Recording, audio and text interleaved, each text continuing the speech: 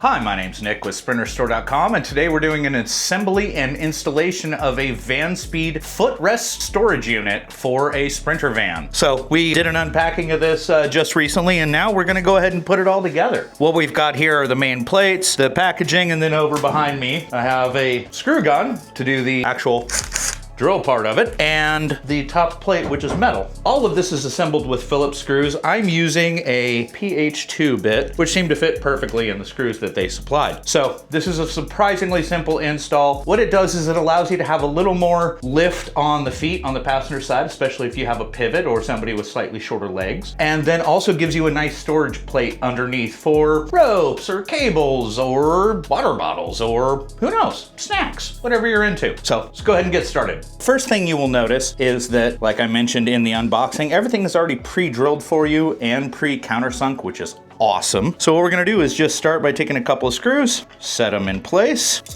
and I am gonna hold this up, kind of trying to align it. So what I'm trying to do here that you'll be able to see with one or two of these cameras, so I'm just aligning the screws like that to make sure that everything's where I want them. And then get a couple of these screws in here and started. All right, now I'm gonna go ahead and do all 4 screws. I'm gonna put the other side in, then we're gonna tighten everything up. So same process as before. Just go ahead and line everything up. Start a couple of screws, like so. And we'll start this one right here. This is one of the very easy mods you can do to your vehicle, and really kind of gives you both nice bit of storage and a little bit of that footrest, and gives you the feeling that you too can modify your van.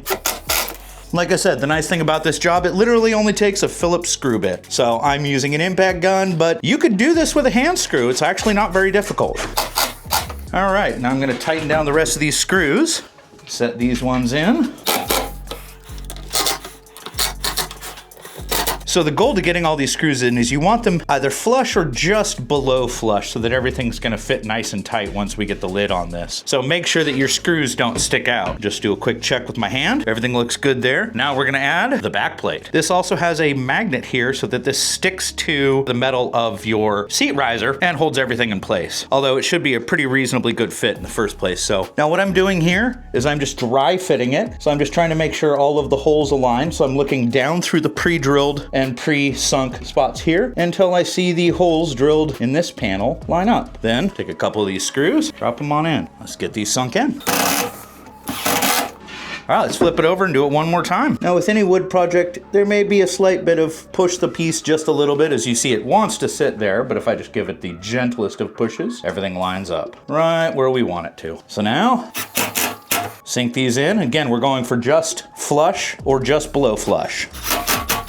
Double check my work on the other side. Very good. So now, I'm gonna go ahead and put the top on. Now the top is this big, beefy steel plate with the built-in hinge and everything. And we need to align this where the latch piece here is gonna line up with 2 little holes right there where we'll be putting its partner. So, in this case, it goes in just like so. Okay, so, unlike me, I hope you read the instructions ahead of time, because then you would have realized that on step 3, it points out that the latch needs to go towards the tall end, which means the 2 holes for the latch holder need to go towards the back. So remember to read the instructions, kids. So now when we install this, we want to make sure that the latch piece is actually going towards the tall section, towards the back.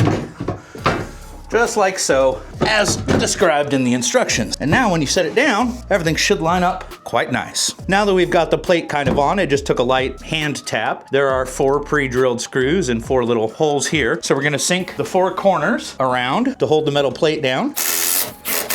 Then we're gonna spin it. And as you can see here, Vanspeed did such a great job with this. Everything's already pre-drilled for us. Lines up nicely. Again, very easy install. Okay, now what we want to do is lift this open, and now the only thing left to do is we have to put this little piece, which is what actually holds the latch shut, in here. As we check with our instructions, unlike last time I was doing this, we want to make sure that we put this in, and one of the things you'll note in the instructions, it does point out, you want this in with the flat bit going down, so that it's far enough away that it actually holds the latch shut. So now we're going to tip the whole thing over and get that installed. This will be installed in a pair of pre-drilled holes right here, as you can see, and we'll just have to get those 2 screws is in there. I'll probably actually have to do this tipped up and holding the thing up at a very awkward angle, which would be hard to film, but let's give it a try. So I'm gonna go ahead and do it like this so everybody can see on camera.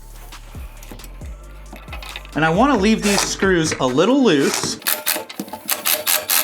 so that I can move this around up until the last minute when I've got to make any final adjustments to make the latch fit nice and snug. So now go ahead and line up my screw with the pre-drilled hole and see how that lines up. Might need to go a hair down on this side, but yeah, I like that. So I'm gonna go a hair down on this side to make sure everything's nice and perfect, and then we'll get this installed in the van.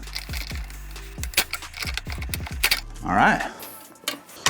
Okay, so we've got the unit all assembled. Mind you, this is a hollow floor. So the whole idea is that this magnets to the front of your seat riser and just gives you a nice footrest riser and a place to store stuff. So the actual floor of the van will act as the floor of the compartment. So let's go ahead and drop it in our van and see how it fits. Now, for installation, this is a pretty simple process. So what you do is you're gonna take your panel, we're just gonna feed it in here, and with the magnets, it simply connects. That's it, kids. That is the entire install. And as you can see, you get a really nice, clean storage area down here. With the magnets on the front, it's not going anywhere. Awesome product, 10 out of 10, would do again. So at least one customer had asked if you could install this on the driver's side. As you can see, unfortunately, it does block both the gas pedal and it's actually holding down the brake pedal right now, so probably not gonna work. So unfortunately, you'll wanna look for something else if you need a footrest on the driver's side, but it's not really designed for that. So just an FYI. As you can see, the cool thing about these is you can also still leave in your floor mat if you have, in our case, a nice Sprintech rubberized floor mat or any one of the other products that are available. So you don't even have to take that out. So great product,